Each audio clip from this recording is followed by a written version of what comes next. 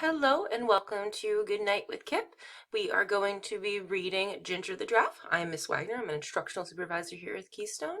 And let's get started. Ginger the Giraffe. Once upon a time, there was a giraffe named Ginger. Ginger lived in Kenya, a country in Africa. Like all giraffes, Ginger had a long neck and long legs. Because she was so tall, she was able to eat food from the very tops of the trees in the savannah. The savannah in Africa is an area with lots of grass and some trees. Sometimes the savannah is called grasslands. The other animals like zebras and antelopes could not reach where Ginger could reach, but Ginger always found food. She loved the leaves and the new buds of the trees. One day, Ginger was busy eating her favorite leaves along with some other giraffes. It was a bright sunny day and there was not a cloud in the sky. It had not rained for a long time, so the grass was very dry. She heard a noise down at the bottom of her extra long legs. It was her friend, Mickey the monkey. Mickey was trying to say something, but Ginger couldn't understand what he was saying. He looked very tired. "What's wrong?" asked Ginger. Ginger was a very kind giraffe and wanted to help everyone. Just then, Mickey fell over. Ginger was also a smart giraffe. She knew what was wrong. Mickey couldn't find anything to eat and he was very hungry. Ginger nibbled some fresh, tender leaves and buds from the top of the trees where she was eating.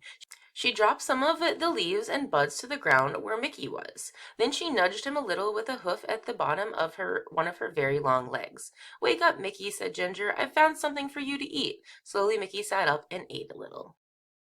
After a while, when Mickey was feeling better, Ginger asked him, "What happened, Mickey? Why are you so hungry? Why can't you find anything to eat?" Mickey said, "It hasn't rained for so long and now there's no more food." "That's not good," said Ginger. "What's happening with the other animals?" "No one knows what to do," answered Mickey. "All the zebras and antelopes and the elephants are getting worried about the dry grass. Some of them are thinking about leaving the savannah and trying to reach the jungle." "That's a long trip," said Ginger. "Are you going to go with them?" "I don't know," answered Mickey. "What do you think we should do?" Ginger thought for a while, then suddenly she had a good idea. "We should go talk to Leo the lion. He's the smartest animal in the savannah." Mickey was too tired to walk, so Ginger invited him to ride on her back. "Hold on tight to my neck," said Ginger. "There's a lot to hold on to," joked Mickey. Ginger laughed. "You're right. I've got the longest neck in Africa." So they started their journey across to the other side of the savannah to look for Leo. Ginger and Mickey were in luck. Leo was sitting up on a rock, and he was really easy to see as they walked through the grass. "Hi, Leo," they both shouted. Leo had been napping and was a little grumpy when they woke him up. But he was polite and said, "Hello, Ginger and Mickey. Why did you walk the whole way across the savannah? Just to wake me up?" But he was joking. He had a smile on his face. Mickey said that there is no food left in the savannah because it's been so dry, said Ginger. "Do you have any ideas?" Leo thought for a while. He said, "There's nothing we can do about the rain. It will come soon, but we can't be sure when it will arrive. When the rain comes, all the plants will grow again, and there will be lots of food for everybody." He thought a little longer. "The only thing I can think of is for everybody to move closer to the forest," he continued. "There will be more things to eat there, but I know it's a long trip and it will not be very easy. It might take days to get there." Ginger and Mickey looked at each other and then looked back at Leo. "Thank you, Leo," said Ginger. "It's probably best if we all try to get closer to the jungle." They said goodbye and walked back across the savannah. Now they needed to gather all the animals together to start the long journey. Ginger didn't need to go along because she had plenty of food in her high trees, but she was a good friend and wanted to help as much as she could.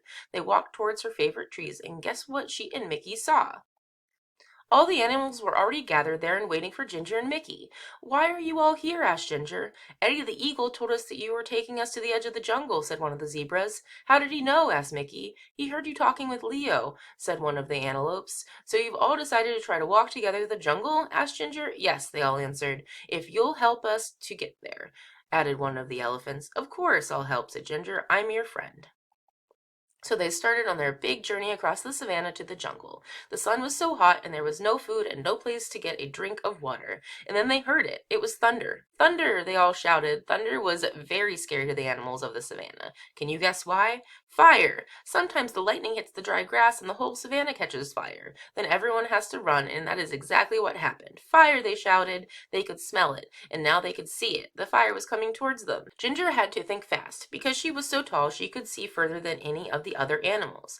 She stretched her long neck up as far as she could. Now she could see a place where there was no fire. "Quick," she said, "everyone run this way." All the animals followed her and ran as fast as they could. Soon they were out of danger. They stopped and gathered together one more time. "Is everyone here?" Ginger asked. She wanted to make sure they were all safe. All animals looked around. They were all there. And then the most wonderful thing happened. I felt a drop, said a zebra. Me too, said an antelope. It was rain. Finally, everyone was very happy.